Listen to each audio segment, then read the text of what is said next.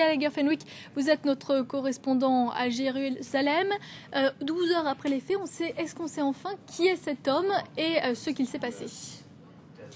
Écoutez, Marion, on en sait un petit peu plus. La situation, si vous voulez, c'est un petit peu éclaircie, même si des zones d'ombre subsistent, notamment sur la santé mentale de cet homme et aussi les circonstances exactes dans lesquelles se sont déroulés les événements d'hier après-midi. Vous l'avez dit, dans le cours de l'après-midi de mardi, cet homme, ce Palestinien, s'est introduit dans l'ambassade turque, demandant l'asile politique en brandissant un couteau notamment et un pistolet factice. Il a ensuite tenté de prendre en otage le vice-consul et sa femme, et c'est vraisemblablement à ce moment-là que les services de sécurité turcs sont intervenus et l'ont blessé aux jambes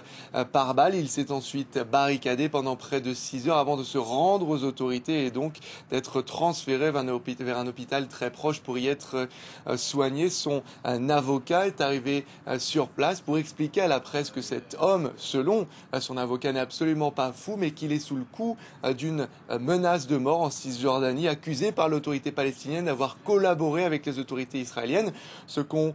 reconnu à demi-mot les autorités israéliennes, la police qui a effectivement reconnu qu'elle avait travaillé par le passé avec